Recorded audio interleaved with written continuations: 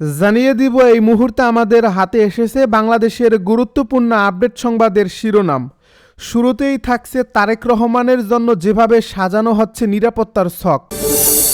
এবারে জানিয়ে দিব ওসমান হাদি হত্যাকাণ্ডের 6 দিন পর বিস্তারিত তদন্তের আহ্বান ভারতের। আরও থাকছে তারেক রহমান দেশে ফিরে আগে মায়ের সঙ্গে দেখা করবেন বলছে বিএনপি নেতা সালাউদ্দিন আহমেদ। এবারে জানিয়ে দিব শুক্রবার শিবিরের সদস্য সম্মেলন, 3 জানুয়ারি মহাসমাবেশ জামায়াতের। সব শেষে জানিয়ে দিব শেষ হচ্ছে অপেক্ষা, ঐতিহাসিক মুহূর্তের সাক্ষী হতে ঢাকায় আসছেন নেতাকর্মীরা। এতক্ষণ শুনছিলেন হাতে থাকা আপডেট সংবাদের শিরোনাম, এবারে বিস্তারিত। তবে তার আগে অনুরোধ রইল ভিডিওটিতে একটি লাইক এবং কমেন্ট করে জানিয়ে দিন ভিডিও সম্পর্কে আপনার মূল্যবান মতামত। আরও জানিয়ে দিন ভিডিওটি কোথা থেকে দেখছেন বা কোন জেলা থেকে দেখছেন। তারেক রহমানের জন্য যেভাবে সাজানো হচ্ছে নিরাপত্তা ছক। বিএনপির ভারপ্রাপ্ত চেয়ারম্যান তারেক রহমানের নিরাপত্তায় কভার্ট অ্যান্ড ওভার্ট নিরাপত্তা ব্যবস্থা প্রণয়ন করছে আইনশৃঙ্খলা রক্ষাকারী বাহিনী। রেড, ইয়েলো ও হোয়াইট এই 3 জোনে ভাগ করে সাজানো হয়েছে নিরাপত্তার ছক। সূত্র জানায় তারেক রহমানের নিরাপত্তা নিশ্চিতে সরকারের উচ্চ পর্যায় থেকে সর্বোচ্চ নিরাপত্তামূলক ব্যবস্থা নেওয়ার জন্য এরই মধ্যে বেশ কয়েকটি বৈঠক হয়েছে। বৈঠক করছে আইনশৃঙ্খলা রক্ষাকারী বাহিনীর বিভিন্ন ইউনিট এবং সিএসএফ। মঙ্গলবারও ঢাকা মেট্রোপলিটন পুলিশ এবং বিএনপির পক্ষ থেকে নিরাপত্তা সংক্রান্ত একাধিক সমন্বয় সভা অনুষ্ঠিত হয়েছে। এসব সভা থেকে নিরাপত্তা ব্যবস্থাকে 3টি জোনে ভাগ করা হয়েছে। এগুলো হলো রেড, ইয়েলো ও হোয়াইট জোন। রেড জোনে যারা প্রবেশের সুযোগ পাবেন তাদের বিশেষ সিকিউরিটি কার্ড দেওয়া হচ্ছে। ওই কার্ড ছাড়া কেউ সেখানে প্রবেশ করতে পারবেন না। ইয়েলো জোনের জন্য থাকছে আলাদা কার্ড। যারা এই কার্ড পাবেন তারাই কেবল ইয়েলো জোনে যেতে পারবেন। রেড ও ইয়েলো জোনের বাইরে যে এলাকা থাকবে সেটা বিবেচিত হবে হোয়াইট জোন হিসেবে। এই জোনে প্রবেশ করতে পারবেন সাধারণ মানুষ। তারেক রহমানের আগমনের দিন পুলিশসহ অন্যান্য সংস্থার প্রায় 2000 সদস্য মোতায়েন থাকতে পারে। সূত্রমতে তারেক রহমানের নিরাপত্তা নিশ্চিতে সব ধরনের প্রস্তুতি নেওয়া হলেও তাকে স্পেশাল সিকিউরিটি ফোর্স দেওয়া হচ্ছে না। এ বিষয়ে জানতে চাইলে ডিএমপির অতিরিক্ত কমিশনার এস.এন. নজরুল ইসলাম মঙ্গলবার যুগান্তরকে বলেন, আমরা কভার্ট অ্যান্ড ওভার্ট নিরাপত্তা ব্যবস্থা নিয়েছি। পোশাকধারী পুলিশের পাশাপাশি সাদা পোশাকে পর্যাপ্ত পুলিশ সদস্য দায়িত্ব পালন করবেন।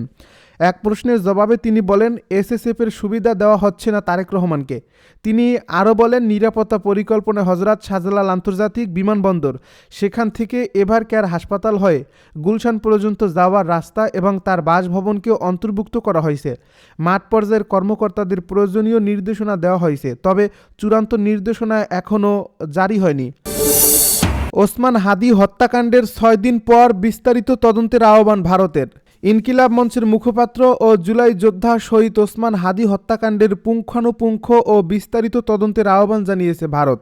বার্তা সংস্থা পিটিআই জানিয়েছে, বুধবার বাংলাদেশের হাই কমিশনার রিয়াজ হামিদুল্লাহকে তলব করে ভারতের পররাষ্ট্র মন্ত্রণালয়। এ সময় হত্যাকাণ্ডের তদন্ত নিয়ে ভারতের উদ্বেগ জানানো হয়। পিটিআই সংশ্লিষ্ট সূত্রের বরাতে জানিয়েছে, শহীদ ওসমান হাদি হত্যার ঘটনায় ভারতের সংশ্লিষ্টতা রয়েছে এমন অভিযোগ ওঠায় বিষয়টি নিয়ে বিস্তারিত ও নিরপেক্ষ তদন্ত করতে বাংলাদেশ সরকারকে আহ্বান জানিয়েছে নয়াদিল্লি। নিষিদ্ধ ছাত্রলীগের সন্ত্রাসীদের গুলিতে শহীদ ওসমান হাদি নিহত হওয়ার পর ঢাকায় ভারতীয় দূতাবাসের সামনে বিক্ষোভ কর্মসূচির ডাক দেওয়া হয়েছিল। তার মৃত্যুর পর বাংলাদেশে ভারত বিরোধী মনোভাব বৃদ্ধি পেয়েছে বলেও প্রতিবেদনে উল্লেখ করছে পিটিআই। এর আগে মঙ্গলবার ঢাকায় নিয়োজিত ভারতীয় হাইকমিশনার প্রণয় বার্মাকে তলব করে পররাষ্ট্র মন্ত্রণালয়। এ সময় পররাষ্ট্র সচিব নয়াদিল্লি ও শিলিগুড়িতে বাংলাদেশের কূটনৈতিক স্থাপনায় হামলা ও ভাঙচুরের ঘটনায় গভীর উদ্বেগ প্রকাশ করেন।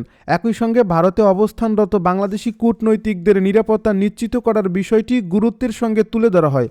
উল্লেখ্য, এর আগেও 14 ডিসেম্বর প্রণয় বার্মাকে পররাষ্ট্র মন্ত্রণালয়ে তলব করা হয়েছিল। সেই সময় ভারতে অবস্থানরত ক্ষমতাচ্যুত প্রধানমন্ত্রী শেখ হাসিনার অব্যাহত উস্কানিমূলক বক্তব্য নিয়ে সরকারের উদ্বেগ জানানো হয়। পাশাপাশি ইনকিলাব মঞ্চের আহ্বায়ক শরীফ ওসমান হাদির উপর হামলার সঙ্গে জড়িতদের ভারতে পালিয়ে যাওয়ার সম্ভাবনা ঠেকাতে ভারতের সহযোগিতা কামনা করা হয়। এর পরিপ্রেক্ষিতে 17 ডিসেম্বর নয়াদিল্লিতে নিযুক্ত বাংলাদেশের হাইকমিশনার রিয়াজ হামিদুল্লাহকে ভারতের পররাষ্ট্র মন্ত্রণালয়ে তলব করে ভারত।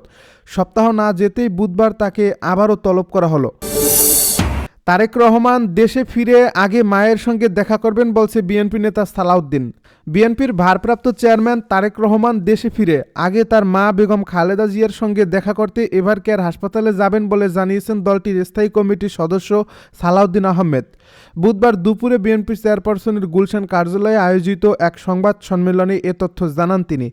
বিএনপি নেতা সালাউদ্দিন বলেন, বাংলাদেশ বিমানের একটি নিয়মিত ফ্লাইটে বৃহস্পতিবার বেলা 11টা 50 শাহজালাল আন্তর্জাতিক বিমানবন্দরে অবতরণ করবেন তারেক রহমান। এরপর বিএনপির স্থায়ী কমিটির সদস্যরা তাকে অভ্যর্থনা জানাবেন। সেখান থেকে বিএনপির চেয়ারপারসন বেগম খালেদা জিয়াকে দেখতে এভারকেয়ার হাসপাতালে যাবেন তারেক রহমান। শুক্রবার শিবিরের সদস্য সম্মেলন, 3 জানুয়ারি মহাসমাবেশে জামায়াতের ইনকিলাব মঞ্চের মুখপাত্র ও জুলাই বিপ্লবের অন্যতম নায়ক শহীদ শরীফ ওসমান হাদির হত্যাকারীদের গ্রেপ্তার ও বিচার এবং দেশব্যাপী সব অবৈধ অস্ত্র উদ্ধারের দাবিতে রাজধানীতে মহাসমাবেশের ডাক দিয়েছে বাংলাদেশ জামায়াতে ইসলামী। আগামী 3 জানুয়ারি দুপুর 12টায় ঢাকার মানিক মিয়া অ্যাভিনিউতে এই কর্মসূচি শুরু হবে। দলটির কেন্দ্রীয় নির্বাহী পরিষদের সাম্প্রতিক বৈঠকে এই গুরুত্বপূর্ণ সিদ্ধান্ত নেওয়া হয়েছে। সংশ্লিষ্ট সূত্রে জানা গেছে, এই সমাবেশকে কেন্দ্র করে সারা দেশ থেকে 10 লক্ষাধিক নেতাকর্মীর সমাগম করার লক্ষ্যমাত্রা নির্ধারণ করছে দলটি। সমাবেশের প্রস্তুতি এরই মধ্যে তৃণমূল পর্যায়ে শুরু হয়েছে। এদিকে প্রতি বছরের মতো এবারও বার্ষিক সদস্য সম্মেলন আয়োজন করতে যাচ্ছে বাংলাদেশ জামাত ইসলামীর ছাত্র সংগঠন ছাত্র শিবির।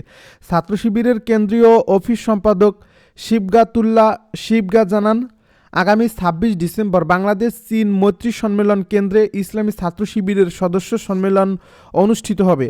জামায়াতের সহকারী সেক্রেটারি জেনারেল এহসানুল মাহবুব জোবায়ের বলেন, দেশব্যাপী চলমান আইনশৃঙ্খলা পরিস্থিতি, সন্ত্রাসী কার্যক্রমের প্রতিবাদ ও ইনকিলাব মঞ্চের মুখপাত্র শহীদ শরীফ ওসমান হাদির হত্যার বিচারের দাবিতে 3 জানুয়ারি এই আয়োজন হবে।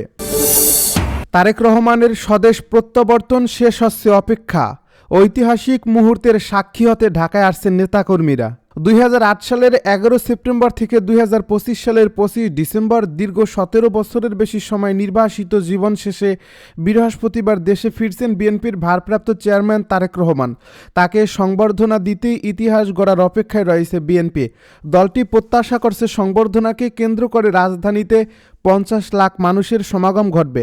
বিএনপির শীর্ষ এই নেতাকে স্বাগত জানাতে মঙ্গলবার থেকেই ঢাকায় আসতে শুরু করছেন 63 জেলার নেতাকর্মী ও সমর্থকরা। বাংলাদেশ বিমানের নিয়মিত ফ্লাইটে দুপুর 12টায় হযরত শাহজালাল আন্তর্জাতিক বিমানবন্দরে অবতরণের কথা রয়েছে তার।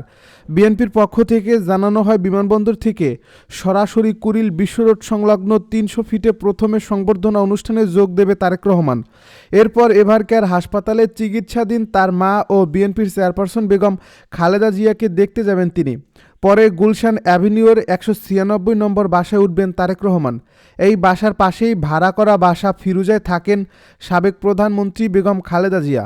বিএনপির ভারপ্রাপ্ত চেয়ারম্যানের সঙ্গে তার সহধর্মিণী ডাক্তার জোবাইদা রহমান এবং মেয়ে ব্যারিস্টার জাইমা রহমানও কাল দেশে ফেরার কথা রয়েছে।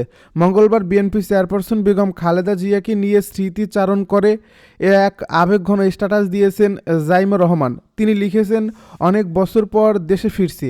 দেশে ফেরা মানে আবেগ আর অনুভূতির এক অনন্য সংমিশ্রণ। দেশে ফিরে ইনশাল্লাহ আমি দাদুর পাশে থাকতে চাই।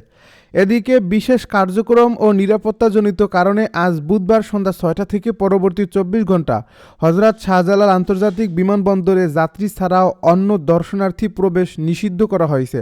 আগামীকাল হযরত শাহজালাল আন্তর্জাতিক বিমানবন্দর ও এর আশপাশের সড়কে তীব্র যানজটের আশঙ্কায় হাতে পর্যাপ্ত সময় নিয়ে যাত্রীদের বিমানবন্দরে পৌঁছানোর অনুরোধ জানিয়েছে বিমান বাংলাদেশ এয়ারলাইন্স।